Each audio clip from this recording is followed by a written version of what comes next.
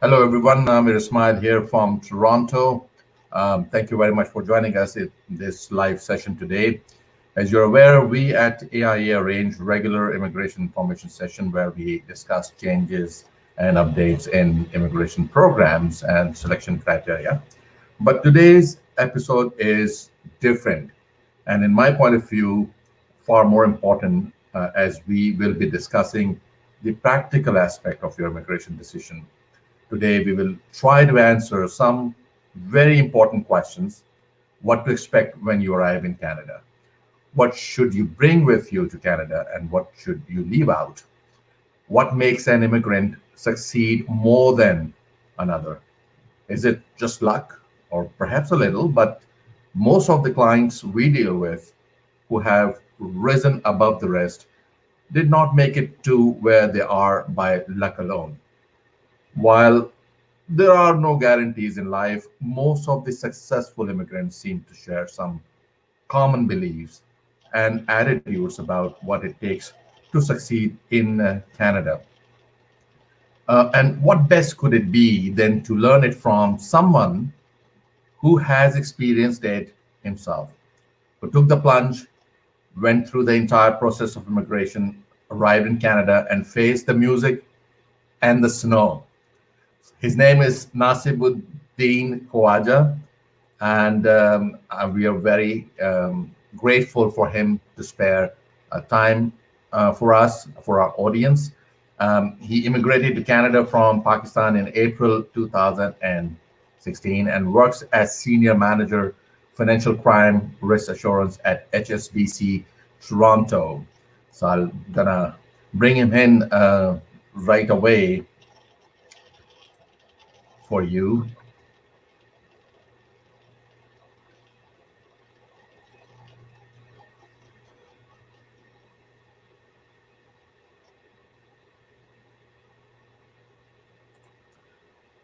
Hello, Nasibuddin.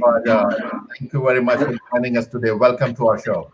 Thank you very much. Thank you very much for having me in your show, Amir. All right. So I understand that you immigrated to Canada in April 2016. You're based in Toronto right now, but you You're initially right. went to Alberta, and you That's chose true. that because I think you had some relatives, and then you finally came back to Toronto. Our today's discussion, Nasib, will be focused on barriers that you, as a newcomer, faced when applying for jobs in Canada, and now as an experienced newcomer, we would like you to share your experiences. So, first of all, please give us a brief background about yourself so our audience would familiarize themselves with you. Thank you very much. First of all, I'd like to thank you from the bottom of my heart for calling me a successful immigrant. Honestly, Right. from April 2016 till December 2016, 6 months, the things were quite opposite. Honestly, I'm telling you. Sure. But those 6 months left a lot of stories to tell, a lot of untold stories, which definitely, if I share with my viewers, the people who are newcomer in the country or who are planning to immigrate to Canada would be quite successful. I mean, for them would be quite, kind of motivational and maybe helpful. Sure. So, ladies and gentlemen, this is Nasibuddin Khwaja. Actually, my name is Khwaja Nasibuddin, but in Canada, I mean, they always call you from the first name.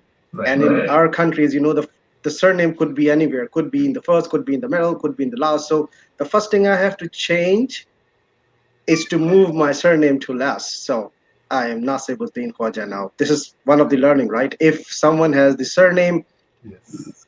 and the prefix, I mean, something you have to think. Sure. So, yes, 24th of April 2016, Qatar Airways.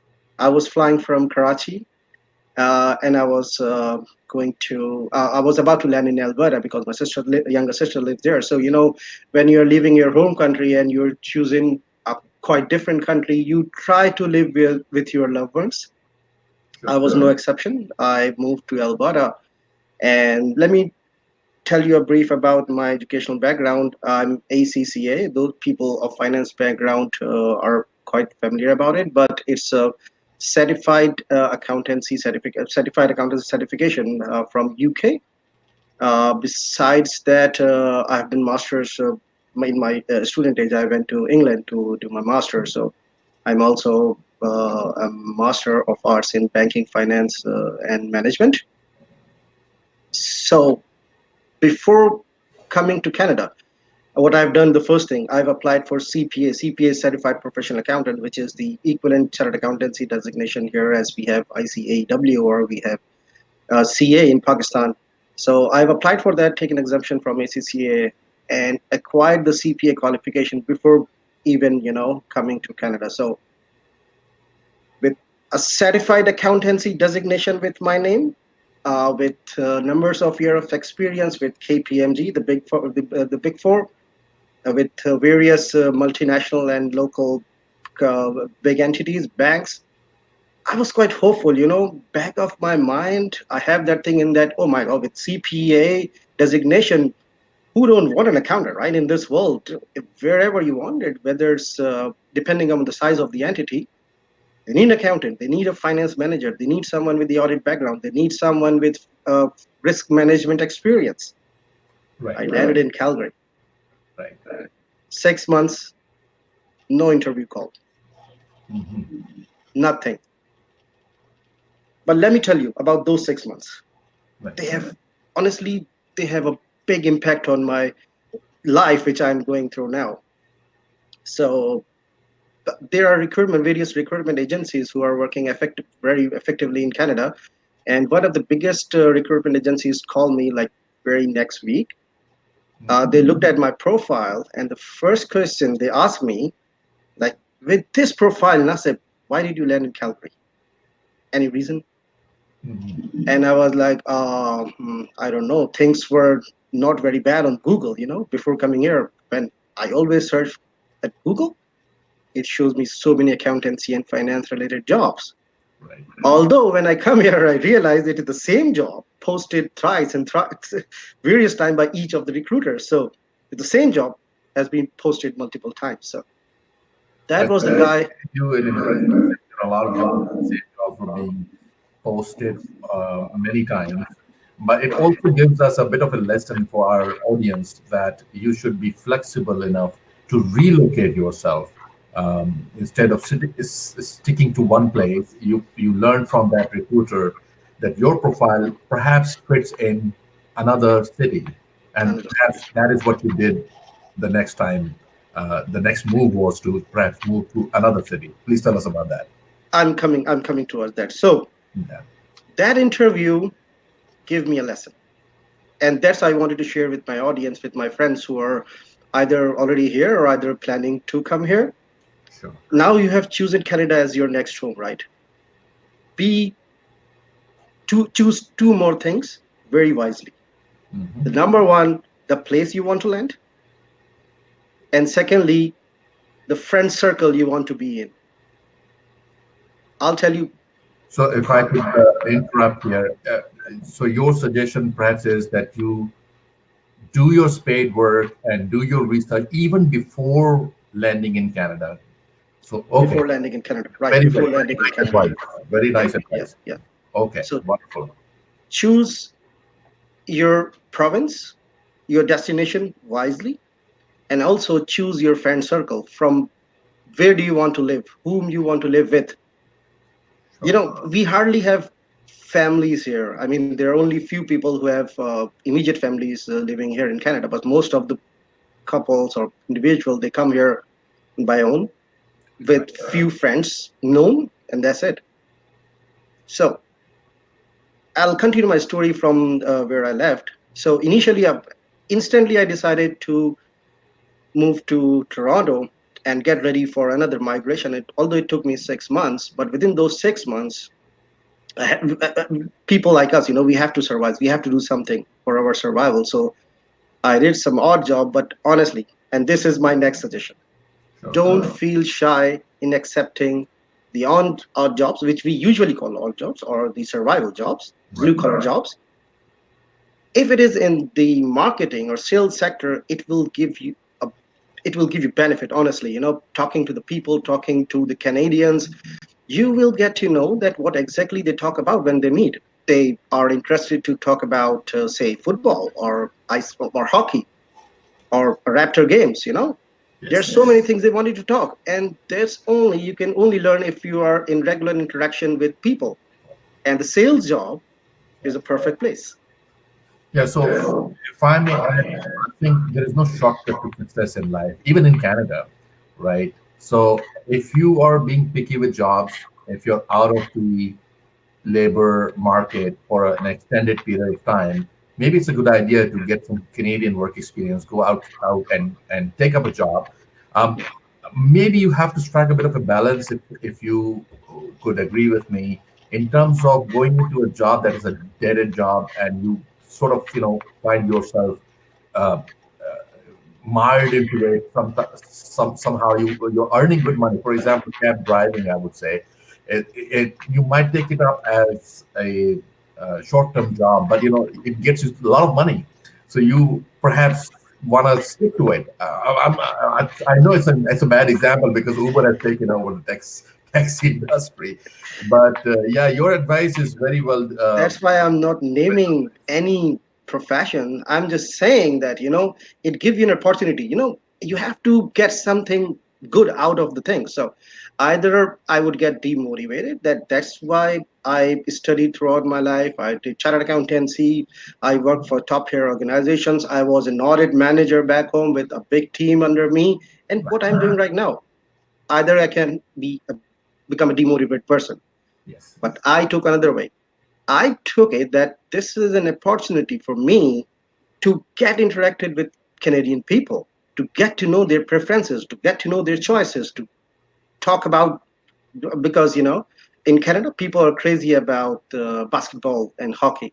So Yes. initially I hardly knew about those games. I only got to know when I was in the regular interaction with my customers. Right. I learned about the players, the name of the players. I usually talk about them. We talk about their performances. We talk about games, and that's how the element of shyness got away from me. So you build on this as well.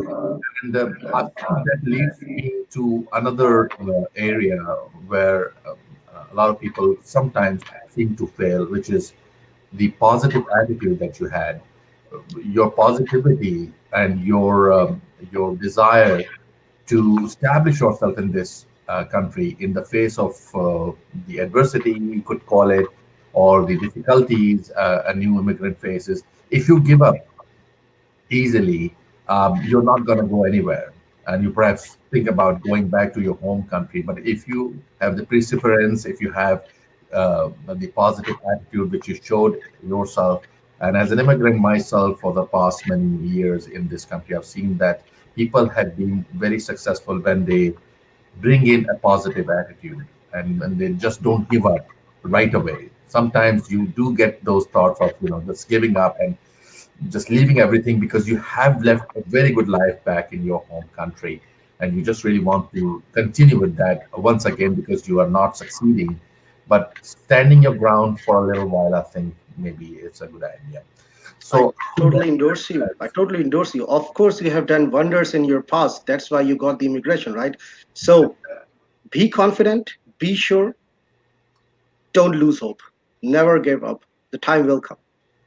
right. So in terms of networking and the job market, there's a saying that um, most of the jobs are hidden, and most of the people they succeed in landing a job when they actually do the networking.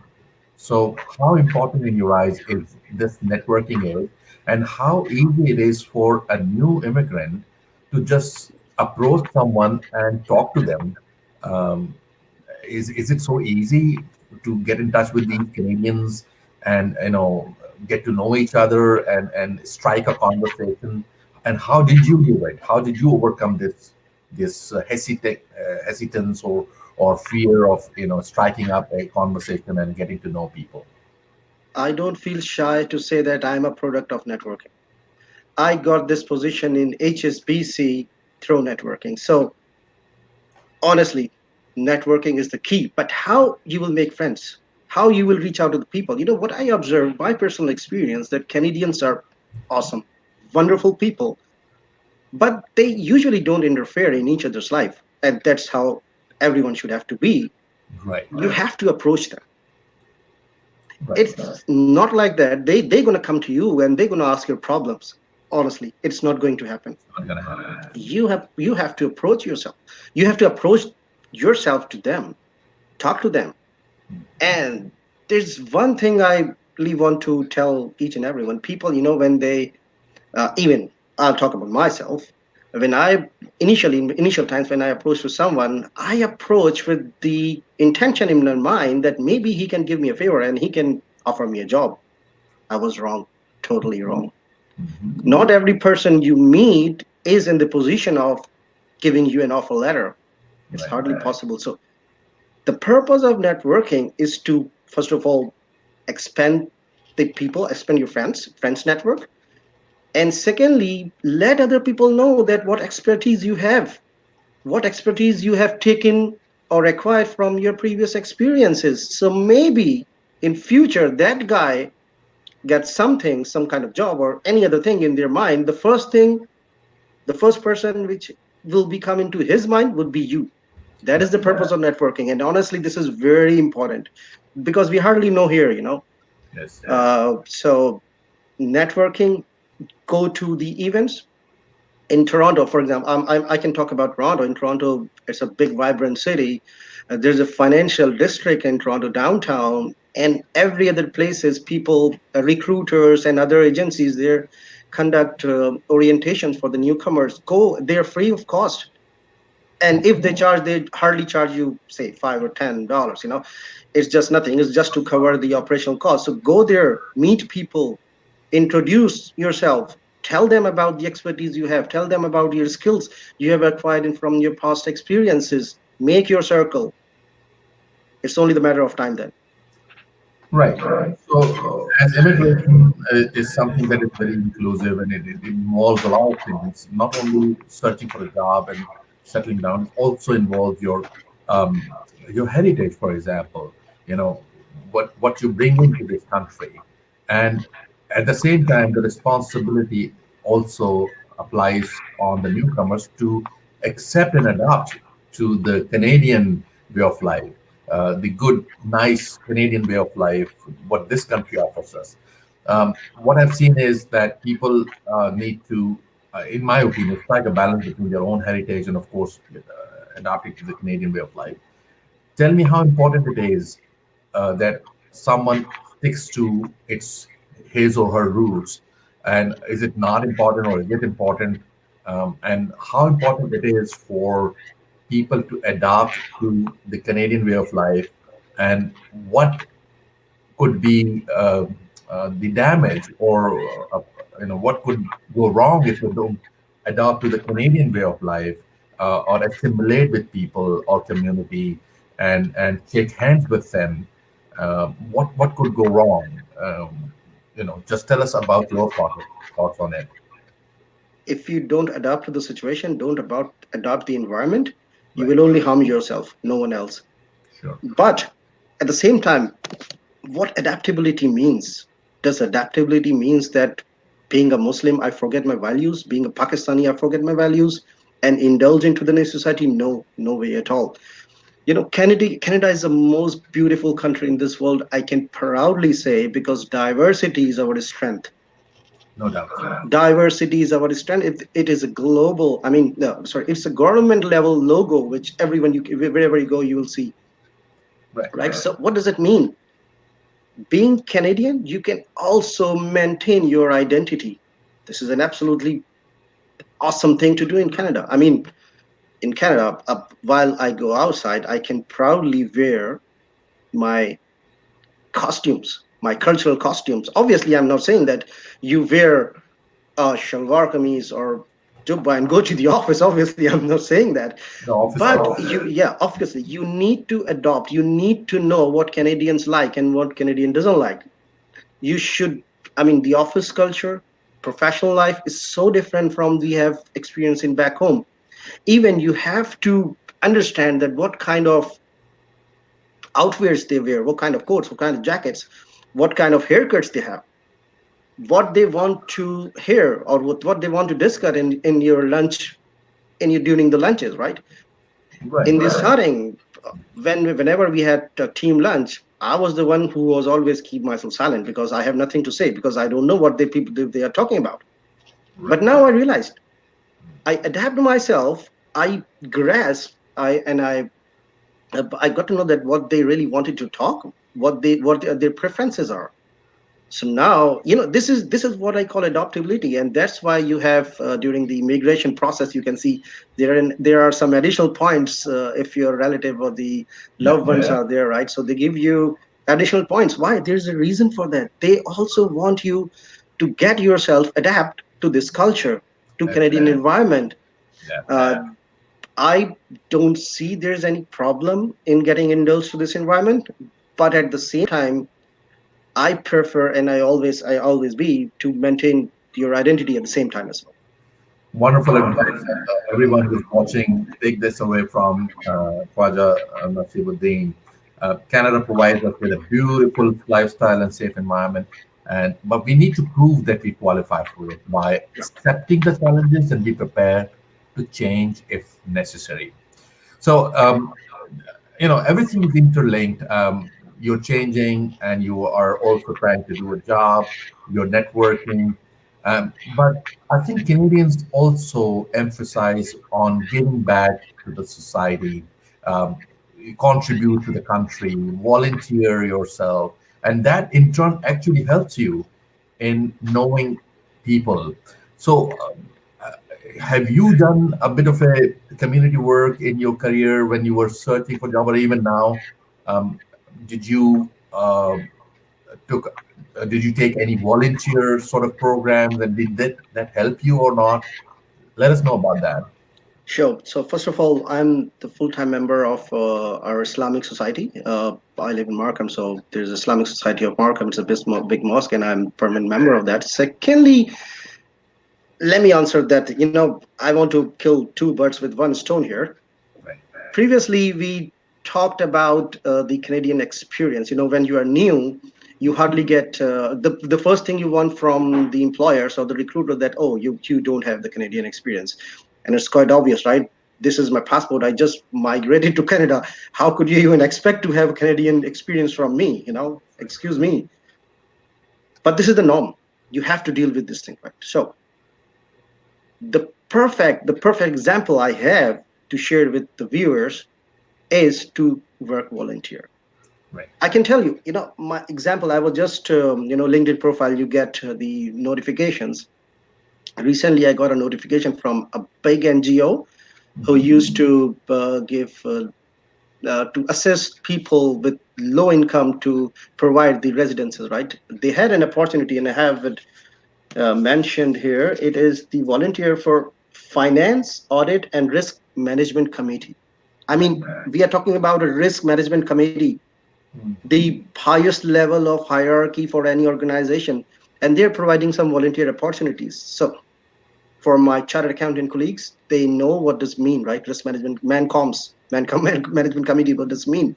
So if you're getting chance, go for the volunteering services. That's how you can give a kind of shut up call to the recruiters. They go, I have the experience, although unpaid, but I have the Canadian working experience. So Yeah.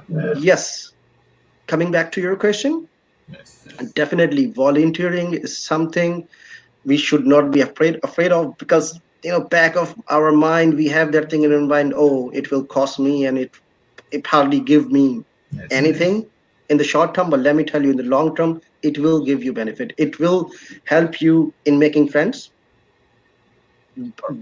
broaden your horizon, broaden your networking, and maybe you'll land into a proper job. Yeah, and of course, you are basically brushing up your skills if it's a job that is related to your profession as well.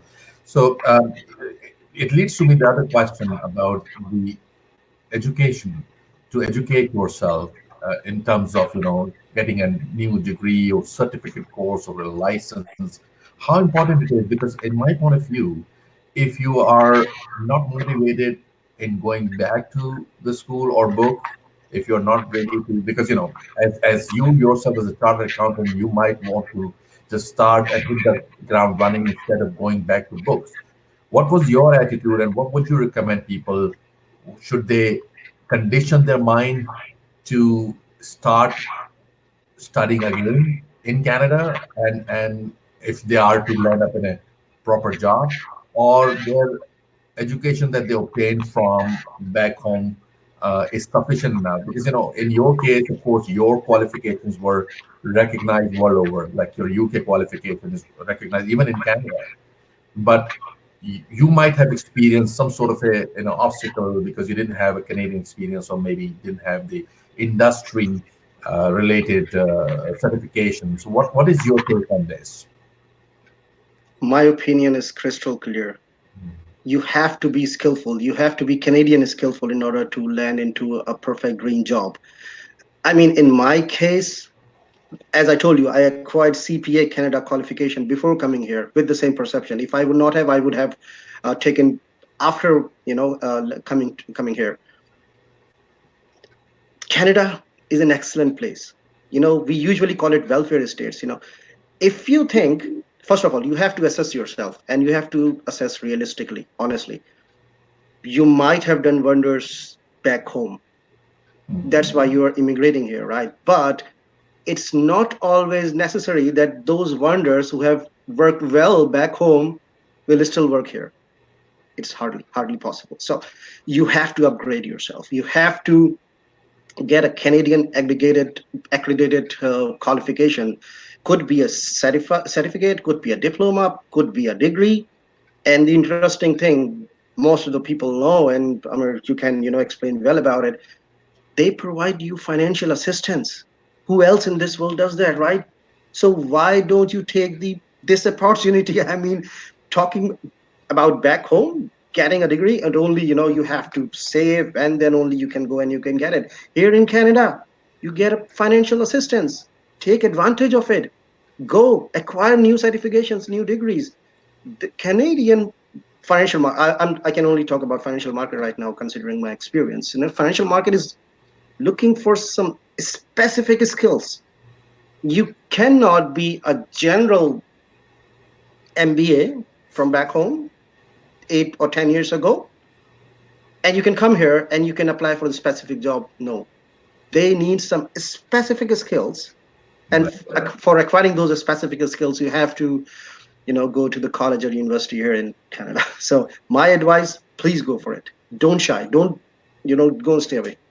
Yeah. So my understanding is that the Canadian government has a number of programs to help immigrants settle in the country, and there are programs even for the study assistance, as you told me. There are bridging programs for professionals in a specific industry, be it banking, finance, accounting. So they want you to succeed basically, and when you succeed, basically it's a win-win situation because you go on a job and you start paying taxes.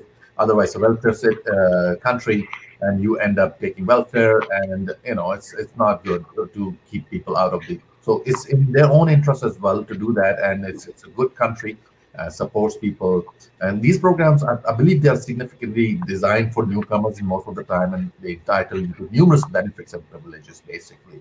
For example, I've seen my clients coming to Canada, and then they are all fluent, like, of course, just like you're a professional, you're fluent in English, but sometimes they actually come in and they invest in their at least conversational English. They go Right, for practice even to sometimes improve their even accent. So they right, right. don't speak English, but they do find time to do that because they know in the long run, even to improve their language skills or any other qualifications or certificate course, is always going to be beneficial. And investment in your own education always, pays off. So it's a good advice from you. So Canadian employers yeah, doesn't care about the color of your skin. If anyone has this impression, I can proudly say that wrong. It's incorrect. Exceptions do exist. I cannot deny about it, but generally, overall, because Canada is a land of immigrants, right? Every other person here is an immigrant. So the only thing they want to see in you is how you can, adjust in their environment. right. That is the thing. If you would be able to satisfy with them with this factor, Yes. the world is yours. So, okay, finally, living in Canada should not be just about struggling to make a living. It's a country of good natural beauty as well, and hundreds of thousands of tourists from all around the world to visit Canada every year just to see its sights. It's so amazing. So, as a newcomer, sometimes we come alone. Like I'm not too sure if you came alone or not.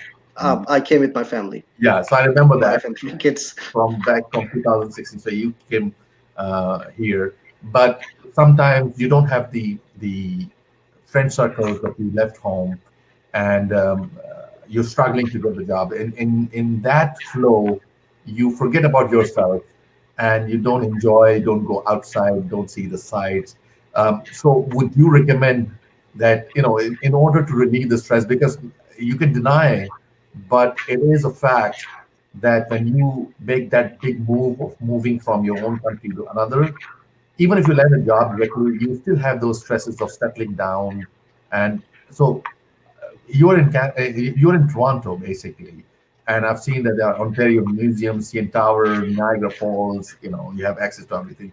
Do you find time to enjoy what Canada has to offer in terms of leisure and sports, and do you recommend that someone should spare some time for it, or just focus on establishing himself and earning some money? And would it be harmful? And what is your take on it? Excellent question. Canada has much to offer you. Canada is not only a country, it's a system. It's a beautiful place. They have vibrant cities, awesome countrysides, lakes, mountains, rivers. I mean, you name it, we have it, right? So just after settling down, obviously in the initial days you are much focused about your work and your settlement and everything. But once you get settled down, I love road trips. Every other weekend or maybe once in 6 months, you will see me and my family, on the roads. I've been to Ottawa. I've been Toronto. Oh yeah, overall Toronto, Yes. uh, Ontario, end to end. I've been to Vancouver, uh, Alberta. I landed, and I've been to US twice. Right. And my next plan is to go to the Caribbean cities. So because I know the places that the oceans and they are beautiful. So Yeah. even you don't want to go outside or even Toronto City. I can tell you about Toronto because I live in Toronto. Toronto City, every other day, every other weekend, you have so many things to do. Sometimes they're free. Most of the time they're free. Yes. You just go out, enjoy with your family. I mean, in summer you have water fun. In winters you have skiing and ice fun. Yes. Every other season, first of all, Ontario, Toronto has all 4 seasons for you to enjoy. Yes. Just go outside, see the colors of the fall, see the spring beautiful flowers. It has so much to do. I mean, and once you make your circle of your like-minded friends, then every other day you would have parties at their home, parties at your home. So Yes. there's so much to do, so much to do. I will advise each and every person, because in back home I can tell about myself that the life was kind of a stress. Karachi, big city, Yes. so many problems, and the opportunities, I would say, are limited. But here, I mean, there's no fear. Just go out, go for the walk. If you don't have to do anything, just go for the mosque 5 times. Right. Yeah. So I'm basically located in the Woodbine Beach area. You must have seen that in Toronto. Yep, So right. like walking distance from here, it's beautiful. It's just that when the winter arrives, so you have to turn yourself towards some other fun toward like skiing, for example, it's a winter specific fun. Tobogganing. Not My much of kids love it, tobogganing. but still it's enjoyable. It's good. Every winter is enjoyable. For Wonderful. for every season, there are some sports or some activities. Go Okay. out, enjoy. So it brings me to my last question. I've dealt with you over the period of time and know you for quite some time. I've seen that you are a very humble person, and that's what you have brought to Canada as well, I believe. How important it is for someone to always be there for help to others. Um, you know, always try to be modest and listen to people. Is it important for immigrants um, to listen to people, to be humble, to have a positive, down to earth attitude? Is it because they should do it because they're immigrant, or is it because it is actually a recipe of success? I would say it is the recipe of success in any of the case. I mean, irrespective you are coming to a new country, even if you're back home with everyone know you and you know everyone, being down to earth is the key to success. So let's talk about the immigrants. I mean, reach out to people, reach out with positive attitude, reach out to your community members. They're all helpful. As I told you, and we talked earlier as well, every other person in Canada is an immigrant. If I'm not mistaken, last year there was a report that every third person or every fifth person, I'm sorry if I'm mistaken, every third or a fifth person is immigrant. So they know the struggles, or they know the problems which a new immigrant face, and everyone here want other people to to get benefit from their experiences, but they will not approach you. I mean, you have to approach them. You have to be appreciative. Right, right. You And are but they are happy to to assist. be of any help. Yeah, because as you said, every other person is an immigrant, and so that is why we see very less discrimination here, almost negligible, I would say. If something there is very remotely reported or even exists. And the Canadians are nice; they understand that when we are also immigrants, why should we discriminate or Right. do the racism? So it's a good country to come in. What would be your final thoughts? Would you recommend anyone who is having a very good job in the home country, is leading a very nice, lavish lifestyle? So take an example of, because it can vary from country to country.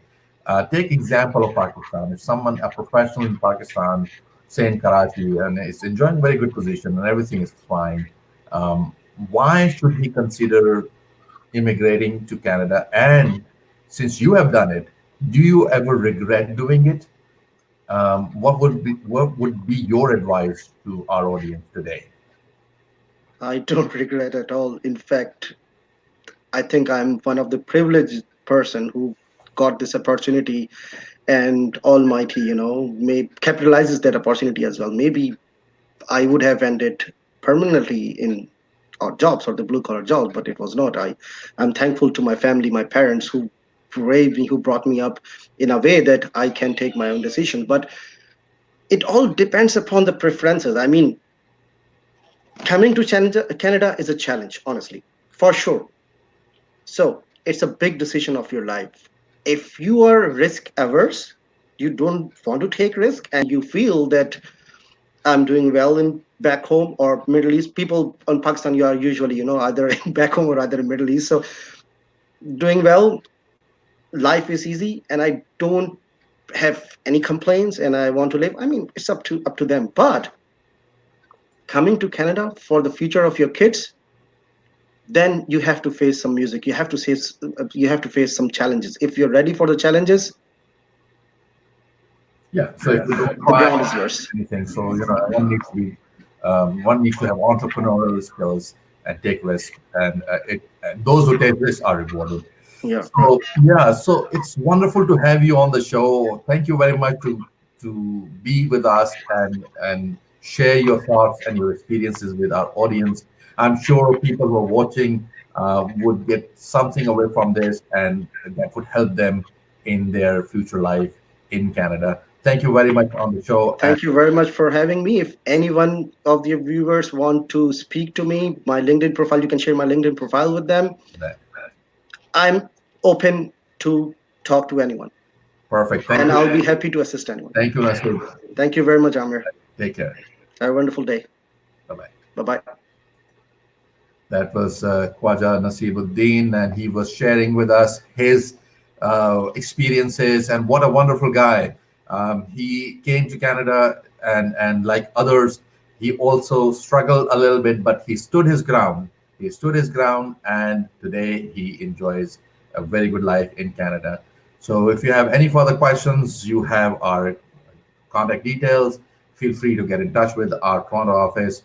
You have the contact details coming up right now, and we would be getting back to you next week with another new immigrant. Sometimes we will be bringing in some experienced ones as well. But the purpose is to help you guys in taking the decision and follow the lead of these experienced immigrants who have made their mark in their home country. So there is the slide for our contact information. Get in touch with us, and uh, for now, it's goodbye from our Toronto office.